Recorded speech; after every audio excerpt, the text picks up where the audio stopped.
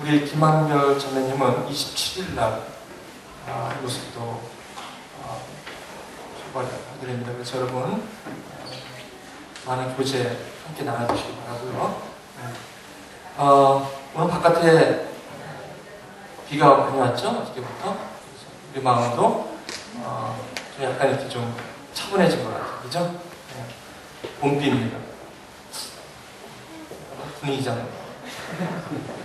자, 그러나 분위기와 상관없이 하나님의 말씀을 증거하는데 사도행전 15장 1절로 11절의 말씀 함께 여러분의 말씀을 나누기 원합니다. 여러분 성경 사도행전 15장 1절에서 11절의 말씀입니다.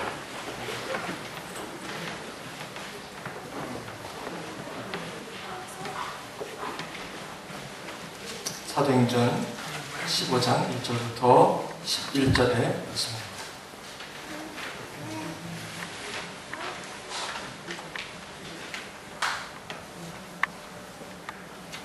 찾으셨으면 저하고 한 구절 한 구절 한번 교독하시기 바랍니다. 어떤 사람들이 유대로부터 내려와서 형제들을 가르치되 너희가 모세의 법대로 할례를 받지 아니하면 능히 구원을 받지 못하리라 하니 그 사이에 적잖은 교통과 결론이 일어난지라 형제들이 이 문제에 대하여 바울과 바나바와 및 그 중에 몇 사람을 예루살렘에 있는 사도와 장로들에게 보내기로 작정하니라.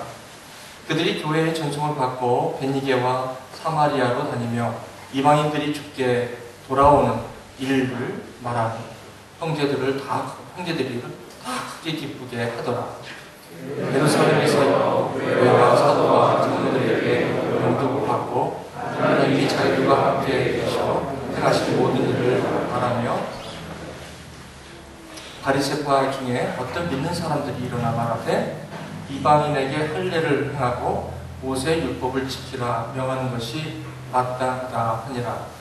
사도와 장로들이 이를 은혜로 많은 변론이 있은 후에 베드로가 일어나 말하되 형제들아 너희가 알거니와 하나님이 이방인들로 내 입에서 복음의 말씀을 들어 믿게 하시려고 오래전부터 너희 가운데서 나를 택하시고 또 마음을 아시는 하나님이 우리에게와 같이 그들에게도 성령을 주고 증언하시고 믿음으로 그들의 마음을 깨끗이 하사 그들이나 우리나 차별하지 아니하시느니라.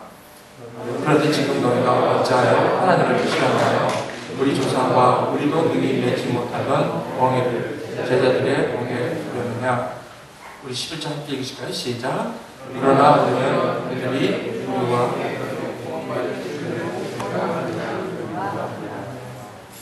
우리는 그들이 우리와 동일하게 주 예수의 은혜로 구원받는 줄 믿노라 합니다.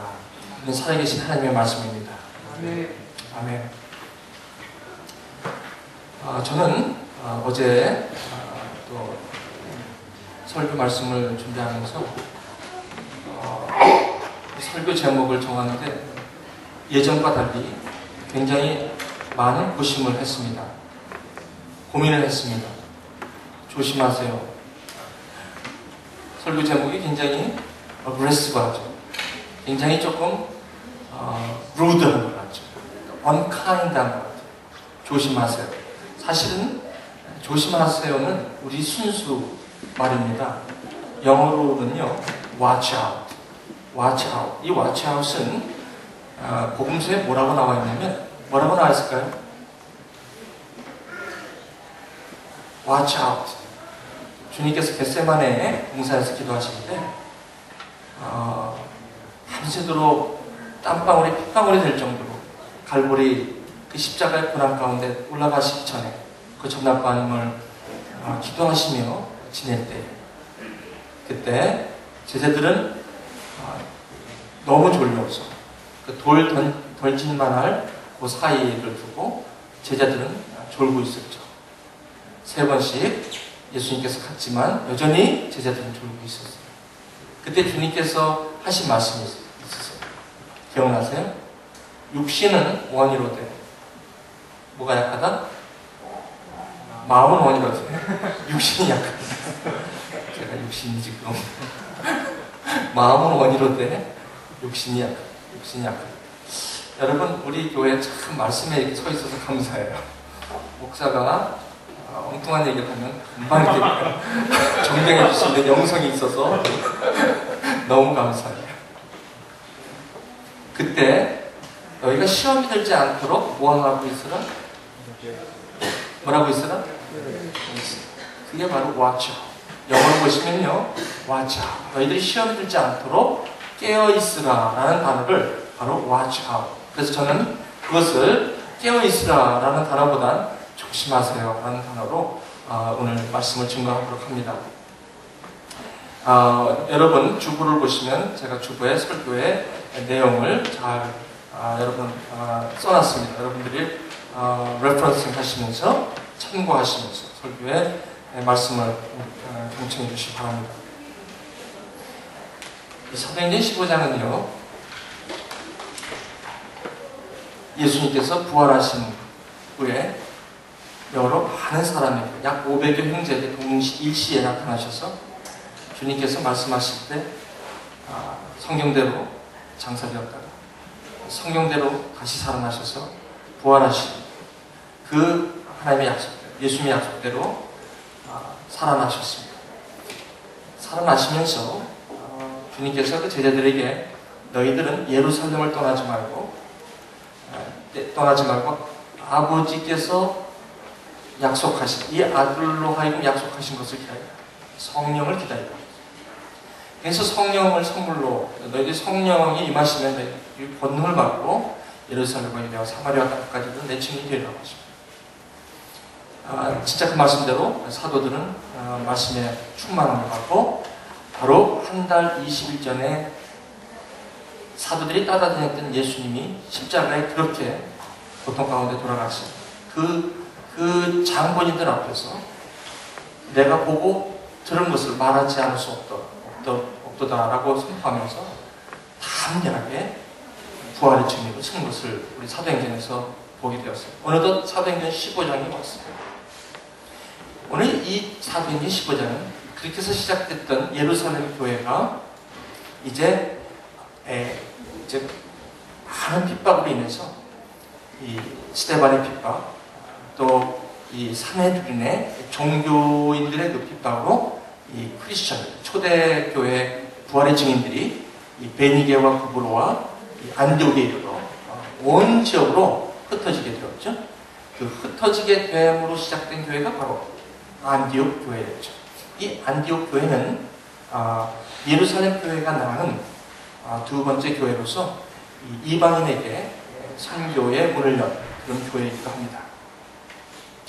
이 안디옥 교회에서 성령의 충만함을 받고 금식하여 기도할 때 성령님의 불러 일으키시는 일을 위하여 시키시는 일을 위하여 바울과 바나바를 그 당시에 안디옥의 아주 중심 인물이었던 이 두 사람을 선교사로 파송을 하게 됩니다. 그게 사도행전 13장에 있습니다. 여러분, 그 1차 전도여행을 13장, 14장, 사도행전 2장을 걸쳐서 1차 전도여행을 말할 수 없는 핍박과 고난 가운데 마치고 돌아오게 되었습니다. 이 바울과 바나바가 선교를 갔던 지역은 주로 헬레니스트, 그 헬라 제국에 있었던 디아스포라, 이스라엘 백성들이 온 세계로 흩어져 있을 때 그들이 그곳에서 유대인의 커뮤니티, 공동체를 이루고 살 때 주로 모였던 곳이 회당이었습니다. 그 회당이 가는 곳곳에 있었습니다. 그래서 바울과 바나바는 제일 먼저 복음을 전한 것이 어디냐면 회당에서 복음을 전하게 되었고, 그 유대인들이 들은 그 복음은 어떤 복음이었냐면 바로 예수 그리스도가 부활하시고 그분이 메시아가 되었다는 것입니다. 그분이 그리스도가 되었다는 것을 그 복음을 전하게 되었던 것이죠. 그렇지만 그 당시 유대교에 있던 사람들은 그 내용에 아브라함 얘기할 때 바울이 아브라함, 그 아들 이삭, 그 아들 야곱, 그리고 다윗, 그리고 예수 그리스도의 세계라고 얘기할 때 아브라함과 다윗의 자손까지는 괜찮았어요. 왜냐하면 구약의 내용이고 그들이 믿었던 내용이기 때문에 it was okay. 그런데 아브라함과 그 다윗의 자손 예수 그리스도의 세계라고 하면서 아브라함이 약속했고 다윗이 약속했던, 다윗을 통해서 약속했던 그것이 바로 예수 그리스도 안에서 성취되었다는 그 사실을 선포할 때 이 유대인들은 가만히 있을 수가 없었다는 것입니다. 왜냐하면 그들이 기대했던 메시아는 예수 그리스도의 나약한 예수 그리스도가 아니라 십자가의 고난으로 죽어야 되는 그러한 메시아가 아니라 강력한 리더십을 가진 그들의 이스라엘 민족들을 해방시킬 만한 그러한 강력한 리더십을 갖고 있는 메시아로 기대했던 것이죠. 그런데 이 메시아 예수 그리스도라는 그 자체에, 그것에 이들은 방문하고 맙니다. 이 말씀을 전하는 곳에 어떤 사람들은, 믿는 사람들이 많이 나타나는데도 그 한편에서는 이 복음을 전하는 바울에게 적지 않은 해를 끼치게 됩니다. 이제 지금으로 말씀드리면 남갈라디아 지역에, 지금으로 말하면 구브로와 또 지금 터키 지역이죠. 터키 지역의 1차 전도여행을 마치고 이제 많은 고난을 받고 이제 돌아왔습니다. 돌아와서 오늘 여러분 안 읽었지만 사도행전 14장 그 15장 전에 이렇게 얘기를 합니다. 27절, 14장 27절. 이제 돌아와서 교회를 모아, 교회를 성도들 앞에서 안디옥 교회 바로 얼마 전에 자신들을 선교로 파송한 그 교회에 모여서 하나님이 함께 행하신 모든 일과 이방인들에게 믿음의 문을 여신 것을 선교 보고를 하게 됩니다. 그리고 28절 제자들과 함께 오래 안디옥에서 또 그 다음 선교를 준비하고 있을 그때에 어떤 일이 일어났냐면 바로 1절에 보니까 어떤 사람들이 유대로부터 내려왔는데 형제들에게 가르치되 너희가 모세의 율법대로, 모세의 법대로 할례를 받지 아니하면 능히 구원을 받지 못한다. 이런 내용을 공동체 안에서 이제 얘기를 하고 있는 거예요. 이것은 적지 않은 문제를 낳게 된 것입니다. 그렇습니다.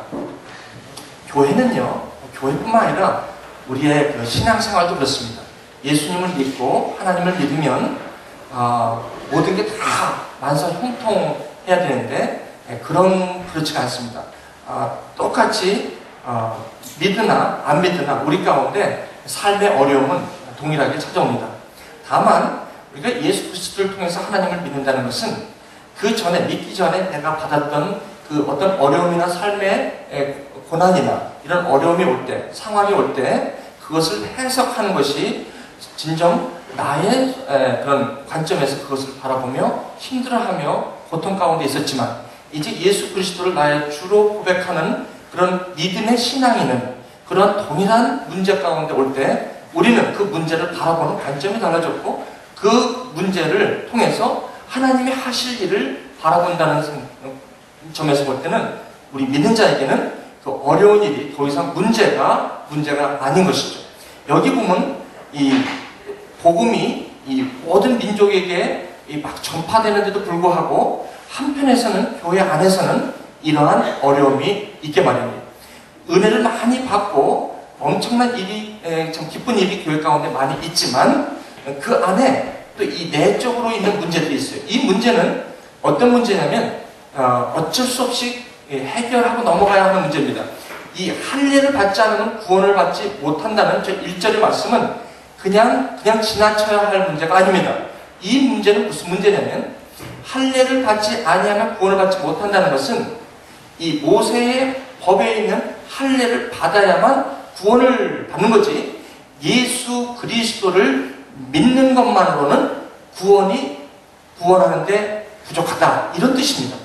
이것을 거꾸로 말씀드리면 예수 그리스도를 믿는 것이 구원을 이루는 것만은 아니라 율법을 꼭 지키는 것, 다시 말하면 할례도 받아야만 구원을 받는다는 것입니다. 요거를 달리 말씀드리면 예수 그리스도만으로 구원이 임하는 것이 아니라는 것을 이 말씀 가운데 내포되어 있다는 것입니다. 이거는 굉장히 큰 문제를 야기하고 있습니다. 여러분 중국에 보시면 중국에는 두 가지 지금 교회가 있습니다. 삼자교회라는 교회가 있고 지하교회가 있어요. 지하교회라는 게 땅굴 파고 지하에 있는 지하교회가 아니라 그 지하교회는 중국 정부에서 인정하지 않은 교회입니다. 삼자교회는 중국 정부에서 인정한 교회입니다.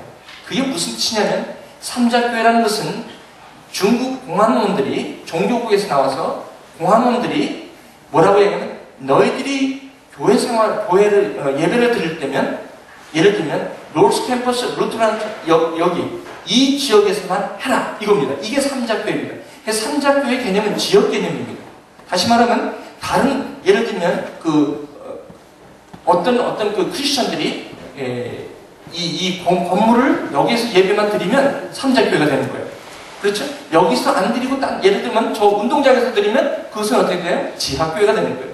근데 제가 알고 보니까 이 삼자교회와 지하교회의 차이가 어떤 차이냐면, 그 교회 차이에 그냥 이 지역적인 문제만 알고 있었는데, 알고 보니까 그게 아니라 삼자교회와 지하교회가 갖고 있는 적지 않은 도리적인 그런 문제가 있었어요. 문제가 있었어요. 지금도 제가 보면 그냥 같이 좀 함께 예배드리면 되지 않을까라고 얘기하는데 그게 그렇지가 않습니다. 마찬가지예요. 여기 유대인들이 지금 할례를 받지 않으면 구원을 받지 못한다는 이것은 이 율법도 지켜야 되고 예수 그리스도도 믿어야 된다는 얘기입니다. 그렇습니다. 우리가 이 교회에서 모든 개인 삶도 마찬가지예요. 우리가 이렇게 하다가 어떤 문제가 항상 오게 돼 있어요. 그 문제가 올 때 그 문제를 여러분 어렵게만 생각하지 마십시오. 항상 그 문제를 통해서 여러분이 성장하게 돼 있어요. 만약에 이 사도행전 15장 이 문제가 해결되지 않았으면, 이 문제가 없었으면 이방인에게 온 세계의 복음이 전하는 문제는 나중에 큰 문제를 야기할 수 있는, 적지 않은 문제를 야기할 수 있는 그런 일이었어요.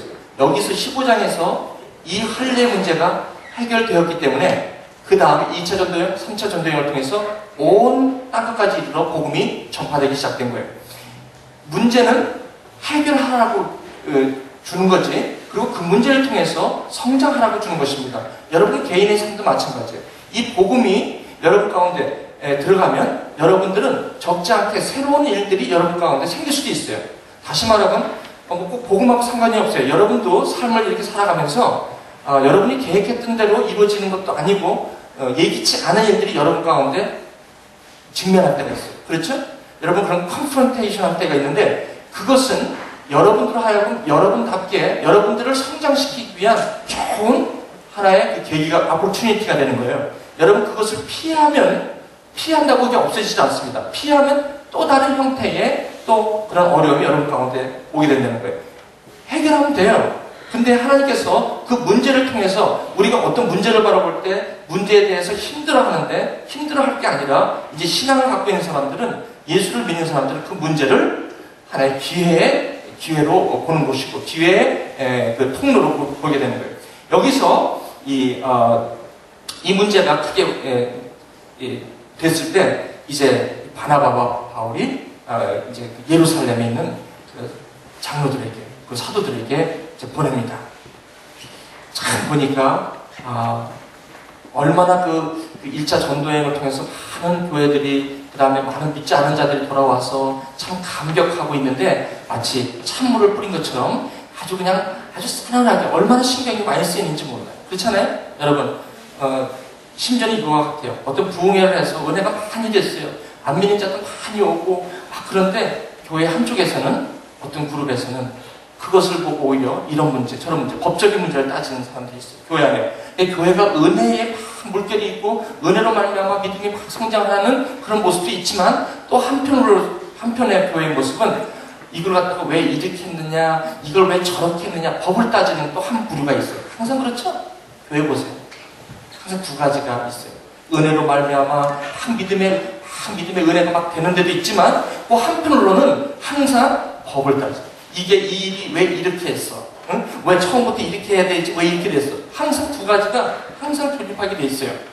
그것을 나쁘다게 보지 마시고, 그 모든 것들을 통해서 하나님이 그것을 성장시키고, 또 교회가 되게 함으로 모든 사람들에게 성숙하게 하는 것이죠. 근데 여기서 중요한 건, 왜 모세의 법대로 할례를 받지 아니하면 구원을 받지 못한다는 것이 이렇게도 큰 문제였을까요? 이 문제는 할례라는 것을 여러분이 알아야 합니다. 여러분 얼마 전에 우리 주일학교에서 할례 문제 갖고 상당히 설명해달라고 하니까 좀 번역을 겪은 것 같은데, 이 할례는 영어로는 circumcision입니다. circumcision은 여러분 창세기 17장에 보시면요, listen very carefully, listen very carefully. 무슨 말이냐면 이 이스라엘 아들들 남자에게 특히 생후 8일 만에 이 foreskin, F-O-R-E skin, for라는 단어는 extra라는 단어입니다. 영어에서 foreskin, 남은 스킨이 있어요. 너무 제가 자세하게는 안 할게요. 시간이 없으니까. 거기에 하나님께서 그 스킨을 칼로 베어서 거기 피가 나오잖아요. 그 베어 있는 것이 하나님의 자녀라는 표시다라는 것이 바로 창세기 17장의 이 할례의 언약이에요. 여러분 이 말씀 잘 들어보세요.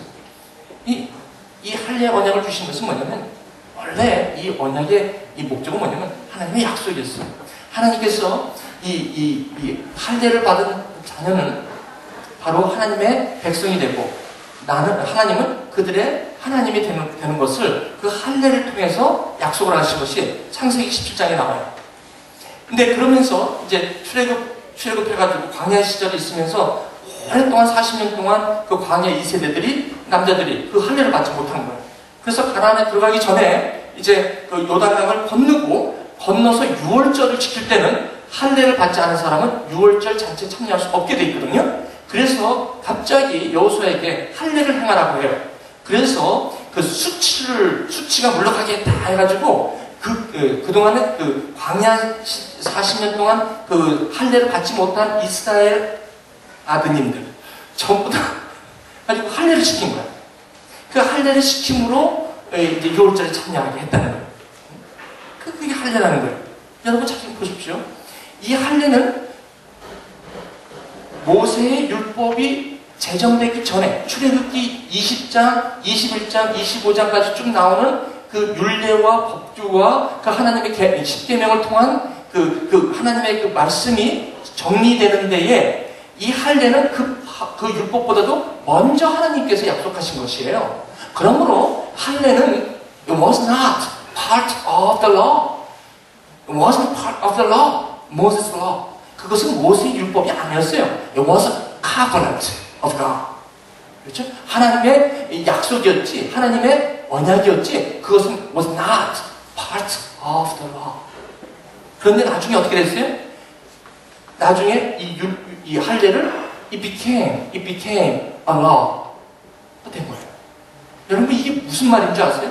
모세의 율법이 된다는 것은, 여러분 우리가 율법을 지킨다는 것은요, 사실은 율법의 목적이 율법을 지킴으로 의롭다 함을 얻지만, 하나님은 율법을 지키라고 준 게 아니라 사실은요, 이 율법을 우리가 지킬 수 없음을 우리로 하여금 깨닫게 하기 위해서 율법을 주신 거예요. 사실 로마서에 의하면 이 율법이 나로 하여금, 율법도 있기 전에 우리는 죄가 들어왔지만, 여러분도 죄하라면 두드러기 않는 분이 있어요. 여러분 만사를 통해서 제가 죄에 대한 그 데피니션을 다시 내렸잖아요. 여러분 성경적인 데피니션이 여러분들 꼭 필요해요. 잘못하면요, 처음에 죄인 그러면 이 세상적인 크리미널로 여러분이 생각할 수 있는 경우가 많아요. It was totally different. 죄인이라는 개념, 성경적인 죄는요 다릅니다. 어쨌든 우리가 하나님을 떠나 있음으로 말미암아 우리가 우리됨, 죄인됨, 그것을 이 율법을 통해서 가르쳐 주시게 됩니다. 그래서 그 할례가 이제 율법이 되어서 그 할례를 지키는 것이에요. 그런데 이 율법은 우리가 지킬 수 없는 것이므로 결국에는 이것 때문에 우리에게 주는 것은 뭐냐면 죄책감을 주게 돼요. 이것을 지키지 못함으로 오는 이 죄책감이 우리한테 오는 거예요. 이 죄책감을 주는 것으로 율법의 목적이 있는 것이 아니라, 이 죄책감이, 이 수치감이 드디어 예수 그리스도 안에서 이것이 완전히 자유로워지도록 그렇게 하나님께서 은혜를 주신 것이죠. 그러면 예수 그리스도가 오셨다는 것은 이 할례, 다시 말하면 이 할례가 율법의 한 부분을 차지하면서 우리가 할 수 없었던 그것을 이제는 예수 그리스도로 말미암아 완전케 해주는 것을 우리가 믿는 것이죠. 그렇다면 예수 그리스도로 말미암아 이제는 우리가 지키지 못한 율법에 있는 모든 우리의 수치스러움과 우리의 부족한 것까지도 예수 그리스도를 믿음으로 그 모든 것에서부터 우리가 자유하게 됐다는 것이 바로 말씀인데, 이것을 이스라엘 백성들은 어떻게 했냐면 바로 이거예요. 할례라는 것은 하나님을 믿는 거고 하나님이 나의 하나님인 것을 내 마음으로 믿는 것에 대한 사인이 할례된 것이에요. 썰감시죠. 그런데 나중에는 이 사람들이 어떤 문제가 됐냐면 내가 하나님을 사랑하고 하나님이 나의 하나님인 것이 내 마음으로 교제함이 없는데도 불구하고 내 몸에 circumcised가 되면 I became a child of God. 이런 게 문제가 됐다는 것이죠. 무슨 말이냐? 이런 쉽게 제가 말씀드릴게요. 이거랑 같아요. 예수 그리스도가 이 모든 것을 해결함으로 말미암아 예수 그리스도가 하나님의 아들이고 그분이 나의 죄를 구속하시고 정결케 하시고 이제는 나의 모든 율법으로부터 얽매여 있는 모든 그런 것부터 내가 자유하게 됨을 예수 그리스도를 통해서 내가 믿을 때 그 모든 것을 내가 자유하게 되는데도 불구하고 우리는 어떤 생각을 자꾸 하게 되냐면 이 사람들처럼 유대로 오는 사람들처럼 이런 사람이 많아요. 제가요 참 이건 기가 막혀요. 너무 기가 막혀요. 제가 많은 분을 만나서 만나는 사람이요 엄청 많이 했는데 가장 제가 느낀 게 뭐냐면 목사님 제가 한참 설명합니다. 그렇군요. 예. 아멘 믿습니다. 아멘 예수 그리스도로 말미암아 이제 모든 것이 다 해결되었습니다. 믿으십니까? 네. 그럼 된 거 아니에요? 근데 뭐라고 하는지 아세요? 그래도 내가 할 건 해야죠. 그래도 내가 할 건 해야 됩니다. 여러분, 우리가 할 게 없어요. 그래서 자꾸 어떤 현상이 나오냐면, 교회는요, 내가 교회 가가지고 많은 일을 한다거나, 건축 헌금을 많이 낸다거나, 직분을 괜찮은 거 받아낸다거나, 그런 것들로 구원의 확신을 자꾸 가지려고 하는 분들이 많다는 거예요. 여러분 아세요? 그리고 이 할례는요, 겉에 보이는 일이기 때문에 자꾸 보이려고 해요. 응? 여러분 좀 오늘 말씀을 딱딱하더라도 들으셔야 돼요. 제가요, 때로는 이런 문제들을 여러분에게 말씀을 드려요. 우리가 많은 경우에 이걸 조심하지 않으면 신앙생활이 어떻게 되냐면 정말로 이거와 같이 됩니다. 제가 스크린 때문에 보이지 않지만 여기 뒤에 뭐가 있냐면 십자가에 녹뱀이 그려져 있는 장대가 있어요. 여러분 보셨어요? 전도사님 부탁합니다. 저거 좀 조심스럽게 그거 부러지거나 다치거나 그러면 우리는 여기서 쫓겨납니다. 자각을 좀 나오세요. 그 위치도 정확하게 있어야 됩니다. 거기 표시해 놓은 데 있죠? 움직이지 않나요? 보세요. 갖고 나오시죠.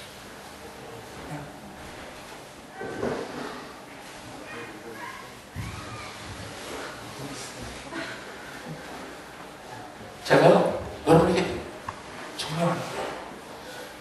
우리가 같이 연합 예배를 여기 들어봤잖아요. 여기 있는 예배를 드릴 때 이걸 가지고 들어옵니다. 들어오면 모든 사람 다 일어납니다. 이게 뭐냐면 장대에 달린 녹뱀입니다. 민수기 21장. 이게 무슨 말이냐면요. 이스라엘 백성들이 하나님을 원망할 때, 불평할 때 하나님께서 하나님 살아계신 걸 알려고 불뱀을 놔가지고 이스라엘 백성들 물리게 했어요. 그런 다음에 물려서 죽어가는 백성들에게 하나님께서 모세에게 이 장대에다가 이 녹뱀을 달아놓고 이걸 쳐다보면 물린 사람은 다 나니까 빨리 쳐다봐라 했더니 어떤 사람이 이걸 안 쳐다봐서 죽었어. 농담하시네. 아니 내가 뱀 물려서 좀 죽게 생겼는데 이거 쳐다본다고 나? 여러분 믿으세요? Does it make sense? 그러니까 안 본 거야. 그래서 주님께서 요한복음 3장 15절, 3장 16절 유명한 말이에요. 3장 10 인자도 들려하리니 모세가 광야에서 뱀을 든 것 같이 인자도 들려하리니 바로 이걸 얘기한 거거든요. 뭐예요? 인자도 들려하리니 이 녹뱀을 쳐다보면 되는 게 십자가 이 맞아요. 심벌이 맞는 얘기예요. 십자가 녹뱀이에요. 예수 그리스도를 얘기하는 거예요. 그렇죠? 그래서 들려하리니 하나님이 세상을 이처럼 사랑하사 독생자를 주셨으니 이는 저를 믿는 자마다 멸망치 않고 영생을 얻게 하려 하심이라 이렇게 얘기한 거예요. 그렇죠? 이게 이겁니다. 맞네요. 잠깐만요. 잘 갖고 계세요. 이것은 뭐가 됐어요? 예수 그리스도가 지금 우리 십자가가 여기 있는데 이 자꾸 보이는 것을 이 사람들은 좋아해요. 자꾸 봐야 돼. 우리는요 원래 태어난 게 자꾸 봐야만 뭔가 하나님도 보여달라는 거예요. 봐야 된다는 거예요, 여러분. 그러니까 이 할례가 뭐예요? 몸속에 그런 걸 하면서 그걸 하면서 지금 이 유대인들이 여기서 말하는 유대인들은 프라이드가 생긴 거예요. 내가 하나님의 아들이라는 거예요. 하나님의 자녀라는 거예요. 왜? 내가 서컴사이즈 됐다는 거예요. 마음이 어떻게 됐든지 하는 상관없이 이게 일단 서컴시전을 받으면 나는 하나님의 자녀라는 프라이드가 생기게 된 거예요. 이게 마음의 할례가 필요한데 그 하나님을 하나님으로 인격적으로 믿는 것보다는 어차피 표면적인 유대인으로 그렇게 하는 거예요. 로마서에서 이 사도 바울이 이것 때문에 얼마나 갈라디아에서 와갖고 이걸 갖고 얘기하는지 몰라요. 제가 점프할게요.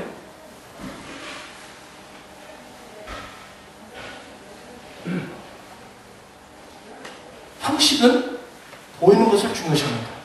그리고 보이는 것을 우상숭배해요. 이거는요 지금 얘기가 아니라 열왕기하 18장 4절 한번 읽어보실까요? 시작. 히스기야가 그 조상 다윗의 모든 행위와 같이 여호와 보시기에 정직히 행하여 여러 산당을 제하며 주상을 깨뜨리며 아세라 목상을 찍으며 그 다음에 시작. 모세가 만들었던 노뱀을 이스라엘 자손이 이때까지 향하여 분양함으로 히스기야 왕이 이것을 부수고 느후스단이라 일컬었더라. 이게 열왕기하 18장 4절. 이게 민수기에서 이런 일이 있고 나서 이스라엘 백성들이 800년 동안 여기에다가 뭘 했다고? 이거에다가 분양했다는 거예요. 근데 지금 21세기 개신교에도 이거를 지금 다 하고 있다는 것이죠.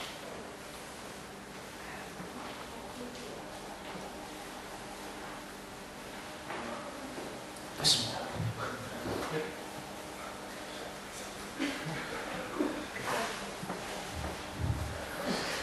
도와줘야 돼요. 히스기야 같은 저것을 부숴버렸겠지만 저는 히스기야가 아니라서 여러분 참 무슨 말을 하는 거예요 지금.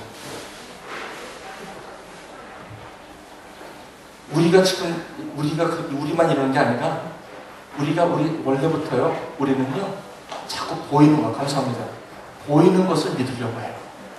하나님은 보이지 않는 것, 영원한 것, 믿음을 강조하세요. 여러분 아시죠? 여러분 제가 오늘 일루스트레이션을 보는 것은 마침 저기 있어서 그런 건데 있어서 제가 일루스트레이션 한 거예요. 지금도요 성령 안에서 내가 예수 그리스도와 함께 그분을 인정하고 그분의 삶 속에 내가 살아야 되는데 어떨 때는요 내가 어느덧 믿는 것이 형식화될 때가 있어요. 그리고 예수를 어떻게 돼요? 내가 교리화시켜버려가지고 내가 무슨 이것을 하면 하나님께서 우리를 기뻐하실 것으로 착각할 때가 얼마나 많은지 몰라요. 여러분 우리가 이런 것을 만들고 우리가 무슨 열심히 이걸 하면서 우리 행위를 통해서 하나님을 기쁘게 할 일은 아무것도 없다는 것을 오직 예수 그리스도를 믿음으로 우리가 의롭다함을 얻은 자 되었다는 거예요. 우리는요 실수가 많아서 조금 솔로몬처럼 막 성령 충만할 때도 있지만 조금 못 지나서 보이는 게 너무 풍성하고 하면 하나님을 떠나지 말아야 돼요. 성경은 무엇을 얘기해요? 우리의 마음을 하나님께 드려야 되는 거예요. 저는 오늘 말씀을 조금 정리할게요. 자, 그래서 바울과 바나바가 어디로 갔냐면 안 되겠다. 예루살렘 가서 그 사도들하고 좀 이 문제를 해결하고 와라. 그래가지고 교회에서 바울과 바나바를 예루살렘 교회로 보냈더니 7절 보세요. 내려가가지고 한번 읽어볼까요? 시작. 많은 변론이 있은 후에 베드로가 일어나 말하되 됐습니다. 가서 바울과 바나바하고 거기 사도들하고 아마 엄청나게 많은 논쟁을 했을 거야. 아니다. 할례는 안 받아도 된다. 왜? 앞으로 받자. 여기 보니까요. 여기 사실 보면요. 의논하러 내려갔다고 하지만 여기 굉장히 크게 좀 다투었습니다. 보면 여기 봐요. 그들 사이에 적지 않은 다툼과 별로. 이게 굉장히 중요하니까. 그렇죠? 여러분 교회 안에서도 중요한 이런 신학적인 문제라든지 이런 문제들이 은혜를 가릴 때는 아주 리더십에서 아주 고민하면서 이것을 은혜로 이게 해결이 돼야 돼요. 그래서 내려가서 이제 많은 결론을 한 거예요. 며칠을 했는지 성경에는 안 나오지만 아마 엄청나게 랭티 디스커션을 한 것 같아. 그 다음에 이제 그런데 여러분 이거 좀 보십시오. 베드로가 일어나게 됩니다. 거기서 딱 베드로가 일어나면서 안 되겠다. 베드로가 고민을 얼마나 했겠어.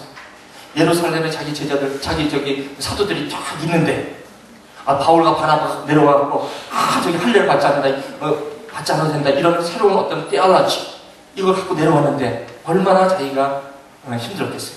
그때 수지자인데, 베드로가 딱 일어나는 거예요. 여기서 이제 일이 해결되는 거예요. 베드로가 딱 일어나더니, 내 말 들으시오. 이렇게 얘기는 안 했을 거예요. 근데 제가 이렇게 얘기할게요.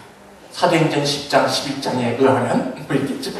고넬료라는 사람이 있었는데 하루는 내가 기도할 때 고넬료에서 보낸 사환이 나한테 보내줬을 때 나는 하늘에서 보자기에 부정한 동물을 갑자기 내려와서 환상 가운데 그것을 먹으라고 하길래 나는 못 먹겠다고 그랬지.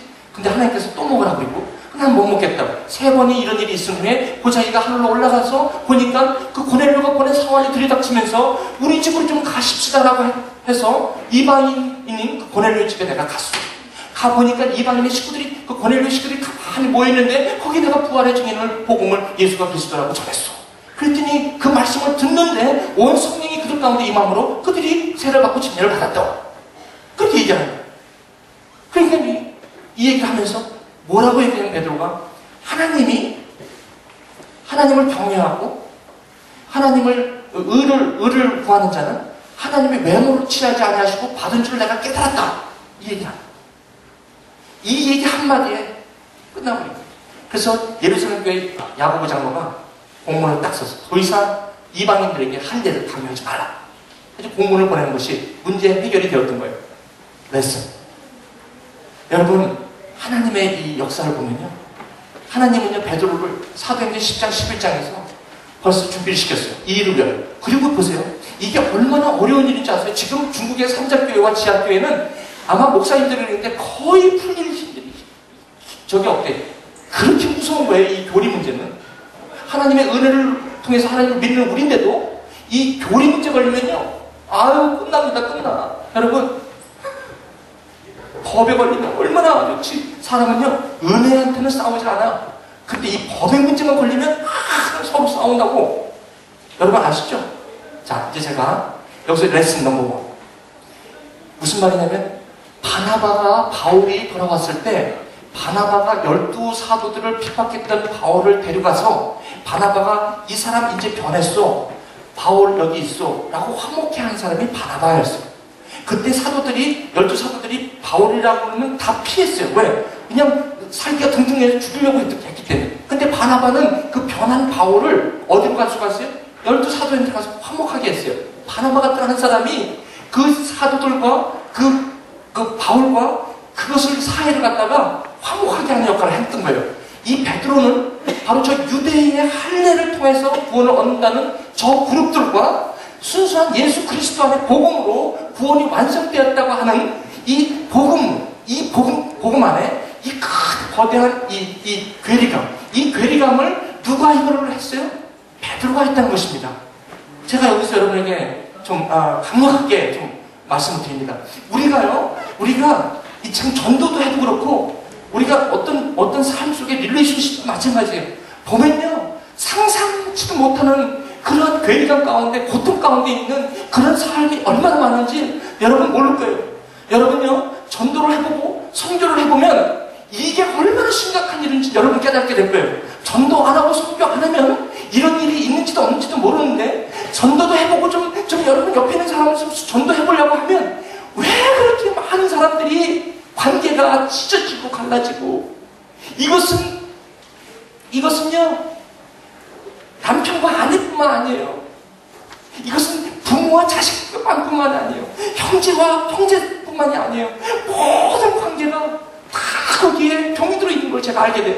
근데 그 병이 들어있는 거를 화목하게 할 수 있는 것이 바로 저와 여러분이라는 거예요. 근데 그걸 화목하게 하다 보니까 때로는 이렇게 힘들 때가 있어요. 이게 너무 힘들 때가 있어요. 여러분, 이럴 때 좌절하지 마세요. 여러분, 어차피 이 믿고 안 믿고는 우리가 설명해서, 이것을 설명해서 되는 게 아니라 하나님이 화목자를 통해서 이 릴레이션십이, 관계, 무너진 관계를 회복시켜 주시고 화목해 하신다는 것을 여러분 믿으셔야 해요. 저와 여러분들이 그 관계 안에 화목자로 쓰기를 원하신다면 그리고 저와 여러분들이 그 관계의 상한 관계 속의 주인공이라면 여러분들이 그 관계의 아픔 때문에 지금도 힘들어하고 그것 때문에 말 못하는 감정이 여러분 다 있을 거예요 아마. 제가 여러분에게 묻진 않아도 여러분이 주의하고 있는 모든 관계가 다 오케이입니까? 다 화목합니까? 아마 안 그럴 거예요. 여러분 말은 안 했지만 여러분 안에 여러분 관계가 정말 아파하는 관계가 얼마나 많겠어요. 얼마나 많겠어요. 근데 그것을 여러분 그냥 나는 할 수 없어 이렇게 하고 말지만 저와 여러분이 하나님 앞에 기도할 게 뭐냐면 그것을 놓고 화목케 하는 화목자 역할을 해야 된다는 거예요. 그 화목자가 필요하다는 거예요. 바나바와 같은 사람이 필요하고 베드로와 같은 사람이 필요하다는 것이에요. 그분이 없으면 이것은 해결되지가 않아요. 이건 너무너무 문제예요. 여러분, 그래서 하나님의 은혜가 필요해요. 하나님이 직접 화목자를 통해서 이 두 사람의 관계, 이 두 그룹의 관계, 이 두 파티의 관계를 협력하고 화목케 하고 치유하게 되는 거예요.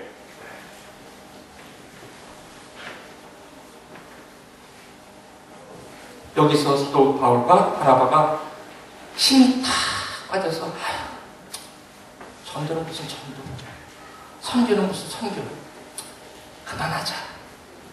귀찮다. 예루살렘까지 내려가서 이거 싸울 생각 귀찮다. 그만하자. 이런 생각이 왜 안 들겠어? 응? 꼭 믿어도 이렇게 믿어야 돼? 그냥 대충 하는 거지 뭐. 이러기가 얼마나 십상이겠어. 여러분, 그것을 넘기지 못하면 그 단계를 넘지 못하면 여러분 그 하나님이 이 문제 넘어서 하나님이 예비하신 그 축복의 그 엄청난 보화를 우리는 포기하고 마는 것이에요. 지금 어렵더라도 지금 여러분 이 문제 가운데 여러분이 이 관계 가운데 힘들다 할지라도 예수 그리스도가 저와 여러분의 화목제가 되어서 여러분들이 인내하며 이 문제 앞에 있는 것이 아니라 오히려 이 사람들이 이 문제 가운데 예루살렘으로 내려가는데 3절에 보세요. 그들이 교회 전송받고 베니게와 사마리아로 다니며 이방인들이 주께 돌아온 일들을 말하며 형제들 다 크게 기쁘게 하더라. 아니 문제 가운데 내려가서 문제 해결하기 바쁘 죽겠는데 내려가면서 뭐예요? 은혜 받은 사람들 만나면서 이 은혜를 나누는 첫 모습 보십시오. 여러분 저들은 문제로 본 게 아니에요. 이 문제를 할례 문제가 하나님이 이 문제로 말미암아 자기네들이 그 복음의 진보를 막 이의가 없다는 것을 확실히 알기 때문에 저들은 어떤 상황과 어떤 형편에서도 이 복음을 전하는 데 대해서 전혀 조금이라도 털러런스가 없었다는 것이 오늘 말씀은 죄송해요.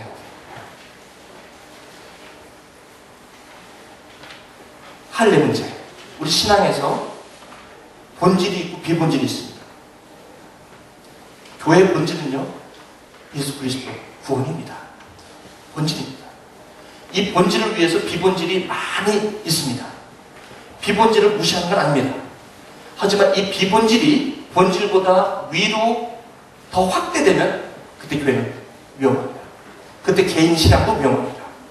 본질이 무엇인지를 우리가 먼저 알아야 합니다. 그렇죠? 여기서 본질은 예수 그리스도였지 할례가 아니었다는 것입니다. 예수 그리스도의 은혜가 본질이어야 합니다. 이 본질이 할례라는 비본질로 본질을 상실하지 않도록 교회는 반드시 깨어 있어야 되고 말씀에 서 있어야 됩니다.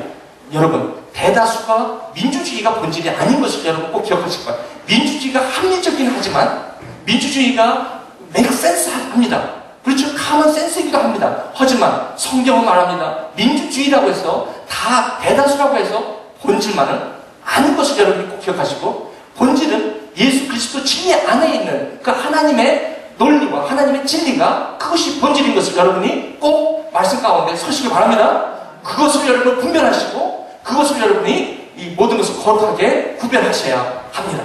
비본질이 여러분의 삶을 걱정하지 않게 하십시오. 비본질이 여러분의 신앙을 넘어지지 않도록 여러분 굳건히 서 계시기 바랍니다. 여러분이 고민하는 것이 본질인지 비본질인지를 꼭 기억하시기 바랍니다.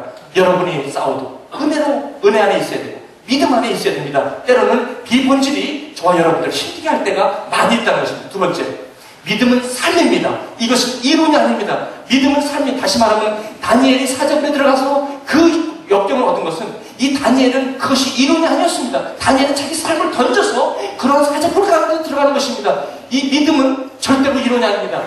헬렌 켈러가 이렇게 얘기했습니다.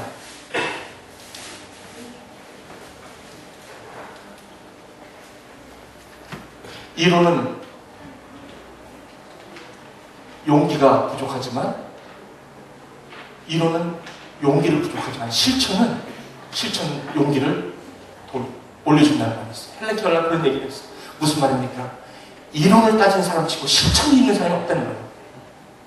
믿음은 이론이 아니라는 거예요. 자꾸 따지고 자꾸 뭔가를 뭘 교리화하고 법을 따지고 안 그렇죠. 교회는요 은혜가 법보다도 더 앞서야 합니다. 법이 틀려도 은혜로 감싸줘야 합니다. 무슨 말인지 아세요? 그렇다고 법을 무시하는 건 아닙니다. 은혜로 감싼 다음에 법을 가르쳐 주십시오. 아멘? 법은 반드시 은혜 밑에 있어야 합니다. 예수 그리스도 밑에 율법이 있어야 합니다. 아멘? 절대 율법이 예수 그리스도 위에 있으면 안 됩니다. 세 번째, 하나님의 약속을 율법으로 바꿔버렸습니다.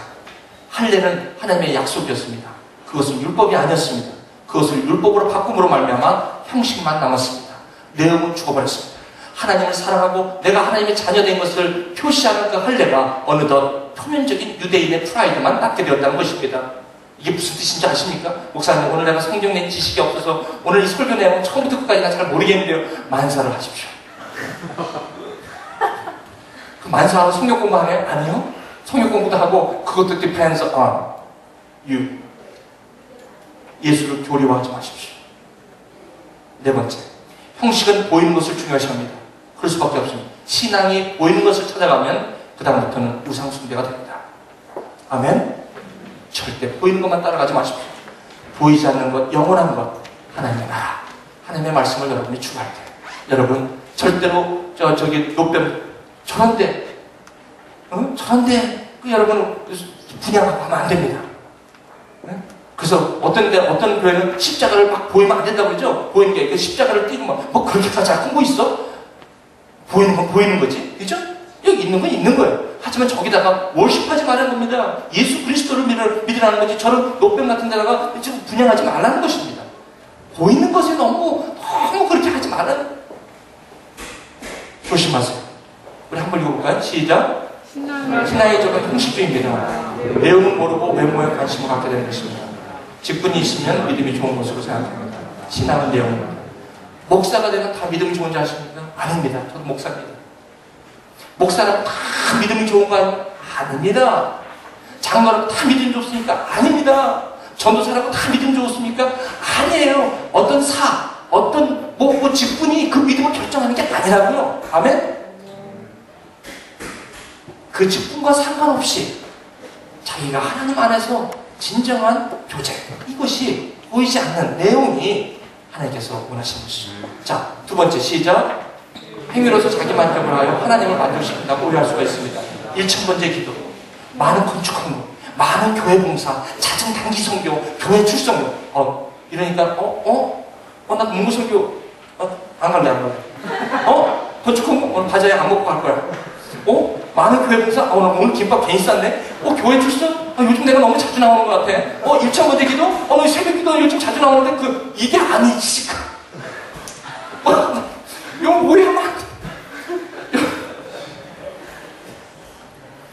뭐예요? 순서가 중요하다는 거예요. 이거가 잘못됐다는 게 아니라 이것이 내용이 안 되고 이것이 형식이 돼버리면 문제가 된다는 거예요. 이것이 노뱀이 된다는 거예요. 아셨죠? 분명히 아셨죠? 왜 답변이 없어? 그래서 예수님을 갖다가 여러분의 삶의 문제의 해결자로 자꾸 갖다 놓으면 안 돼요. 하나님, 내가 하나님 믿는데 왜 나는 해결이 안 되고 왜 모든 게 이렇게 잘 안 풀려요? 이런 사람이에요. 하나님을 마치 나의 그곳에 그거를 이거 팔고 이런 사람이에요. 조심하세요. 절대로 안 될 겁니다. 하나님, 여러분 내용을 찾지 않으면 여러분 삶 속에서 그게 해결이 안 돼요. 아셨죠? 네. 마지막 시작. 하나님은 우리가 얼마나 위대한 인생을 사느냐를 묻지 않으시고 예수를 얼마나 의지하느냐에 있습니다. 이게 굉장히 중요한 거예요. 이제 말씀을 마칠게요. 하나님은 우리가 얼마나 멋지고 잘 사는 걸, 하나님이 우리가 못 사는 걸 알아. 여러분이 저와 여러분이 깰 때부터 생각이 옳지 않은 거 알아. 그렇죠? 하나님은 우리를 하여금 모든 것을 잘 살고 모든 걸 완벽하게 살기 기대하지 않으세요. 왜? 우리가 그런 사람이 아닌 걸 하나님이 미리 아시기 때문에. 그렇기 때문에 하나님이 원하는 것은 예수와 더불어 사는 것을 원하시는 거지, 우리 삶을 우리가 열심히 해서 잘 사는 걸 원치 않는다는 거예요. 아멘? 이 얘기는 열심히 잘 살지 말라는 뜻이 아니라 우선순위가 어디에 있어요? 내 믿음의 내용이 예수 그리스도 안에 있어야 되는, 그래서 예수 안에 거하세요라는 무슨 말이냐면, 제가 우리 사모하고 이게 떨어져 있잖아요. 떨어져 있으면 저 사모는 내가 남편이고, 내가 저분이 나의 아내인 거를 나도 믿고 다 알아요. 저분도 알고. 하지만 예수 안에 거하는 건 뭐냐면, 가끔 라이브타임에 가서 커피 한잔 하는 거, 이게 거하는 거라는 거예요. 요즘 바빠서 그걸 못하지만, 저도. 여러분, 예수님을 알잖아요. 믿잖아요. 예수님 다 믿어. 여기 안 믿는 분 있어요? 믿었기 때문에 여기 온 거지. 하지만 예수님 안에 거하는 거는 예수님과 커피 한잔 하는 거예요. 1대1로 만사하는 거야. 만사가 나오네요. 여러분과 제가 말씀에 거하는 건 14분이 일주일 내내 저하고 이 커피 하나, 뭐지, 거기? 어디냐? 하나라고 그랬지. 거기서? 그건 뭐예요? 그럼 거하는 거예요. 여러분, 거하는 것과 믿는 거 아세요? 예? 믿는 거는 그냥 내가 오케이 아는 거예요. 하지만 거하는 건 뭐예요? 거하는 건 교제를 직접 하는 거예요. 이게 거하는 거예요. 그래서 제가 만사를 이렇게 좋아해요. 왜? 거하는 게 얼마나 친근감이 있는지 아세요? 여러분들이 싫지 모르죠. 말씀하십니다. 여러분, 나눔만 모이면서 나눌 내용이 있습니다. 당신이 볼 때 믿음이 좋은 것, 하나님을 기쁘게 하는 일이 어떤 삶이라고 생각하십니까? 당신이 구원받았다는 확신이 있으면 그 이유는 무엇입니까? 그리고 능력 있게 그리고 올바르게 살기 원하시나요? 그렇다면 예수 안에 거하세요. 예수님이 내 안에 거한다는 뜻은 바로 어떻게 산다는 것이죠? 그분과 인격적인 교제를 여러분의 삶 속에서 갖는 거, 그것 제일 원하세요. 하나님께서는요, 오늘도 하나님 위해서 무슨 큰 일을 하라고 하지 않으세요. 하는 나를 위해서 네가 목숨을 내놔라 이러지 않아요. 그래서 안 걷고. 근데 뭘 원해요? 하나님께서 이거 믿음이 없이는 하나님을 기쁘게 못하시나요? 하나님을 그저 어떻게 하라고? Yes, yes, your my Lord. 이거예요. 내 삶 속의 순간순간마다 여러분 성령이 충만하게 없는 것 같고 떨어지는 것 같고 여러분 딴 게 아니에요. 내가 어떻게 보면요, 내가 막 일로 막 하나님을 막 따라갈 때 그런 생각이 많이 들어요. 그럴 때 타임아웃. 타임아웃 뭐예요? 하나님과 단둘이 조용히 그분과 교제하는 거예요. 그것이 본질이에요. 여러분, 선교가 일이 되지 않게 하시고 예배가 일이 되지 않게 하십시오. 예수님 안에 거하는 거, 그 삶이 오늘 여러분들을 살 수 있게 될 거예요. 잠깐 기도하시죠. 오늘 말씀, 많은 말씀을 여러분에게 했어요. 자, 여러분 조용히 한번 좀 오늘 이 시간에 기도하면서 여러분 지금 힘들어하는 게 뭐예요? 그리고요, 혹시 여기 계신 분 중에서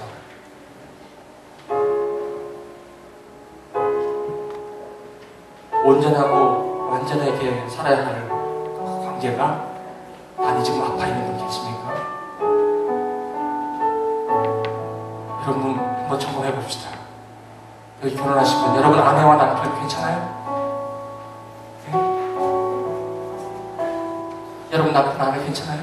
Are you okay? 또 여러분 동생과 오빠와 the brothers and sisters, are you okay? Am I okay? 쉽지 않죠? 다 화목하지 않은 것 같죠? 여러분 부모와 여러분 어때요? 괜찮아요? 네? 여러분 비즈니스에서 여러분 주위 동료하고 괜찮아요? 오케이? 괜찮아요? 왜 그렇게 관계가 안 좋은지 몰라요. 그죠? 왜 그럴까요? 너무 법을 따지는 거 아니에요? 네? 은혜를 따지면 많이 해결될 부분이 있다고 생각하지 않으세요? 그 은혜를 좀 가면 여러분 많이 해결될 것 같지 않으세요? 근데 그 관계가 나빠 있는 그 뒤를 보면 굉장히 옳고 그름을 따지잖아요. 내가 잘했는데 제가 저랬어. 그렇죠? 그래서 그렇지 않아요? 여러분? 혹시 그것 때문에 이렇게 힘든 거 아니에요? 그럼 내가 한번 잘못했다고 하면 이 문제가 해결될 문제는 아닐까요? 근데 내가 잘못했다고 하기가 쉽지 않죠? 왜 내가 잘못했어? 난 잘못한 게 없는데 왜 그래? 왜 나를 갖다가 왜 자꾸 할례를 묶는 거야? 예수 그리스도 은혜로? 아니야. 지금 할례가 나한테 힘들어. 이런 분 있죠? 그렇지? 오늘 예수님이 이런 말씀하시는 거예요. 베드로가 그렇게 힘들어도 그 할례 문제에 대해서 분명하게 찍은 것은 바로 그리스도의 은혜를 체험했기 때문이에요. 여러분 혹시 여러분 남녀 관계도 괜찮습니까? Are you okay? 여러분 교수와 Are you okay? 아니면 여러분 하나님과 are you okay? 오늘 제 질문에 여러분들이 시원하게 답변할 수 없었던 분이 아마 있을지 모르겠어요. 있으면 여러분만 있는 게 아니라 아마 대부분 사람들이 그 중에 하나씩은 다 걸려 있을지도 몰라요. 아니 없으면 다행이죠. 너무 감사하죠. 혹시 있다면 오늘 이 시간에 그것을 오늘 말씀을 통해서 여러분들이 여러분의 삶을 그 문제를 오히려 기회로 한번 하나님 앞에 은혜로 나아가길 원합니다. 그럴 때 바로 이 베드로가 이 할례 문제와 그리스도 예수의 복음 문제를 해결했던 것처럼 이 바나바가 바울과 12사도들을 그 관계를 회복시키는 것처럼 저와 여러분들이 그 관계에서 해결될 줄 믿습니다. 그렇죠. 자, 이 시간에 한번 여러분 조용히 한번 묵상으로 기도하면서 하나님 나에게도 내가 너무 형식적으로 내가 너무 법을 따지는 거 아닙니까? 내가 너무 옳고 그른 거를 따지는 거 아닙니까? 예수 그리스도의 은혜 안에 내가 있음을 고백합니다. 내가 예수 그리스도 안에 거하게 하여 주시옵소서. 이렇게 한번 같이 한번 묵상으로 함께 기도하며 한번 같이 기도하시길 바랍니다. 당장 주님의 은혜를 생각합니다. 나 같은 죄인 살리신 주님의 놀라와 이 어떤 생각을 찾아보고 강령으로 돌리는 아버지 앞에 주님의 말씀을 기억합니다. 때로는 주님 관여 모든 것들을 주님 앞에 나와서 아버지 안에 내려놓고 주님의 인도하심을 받기 원합니다.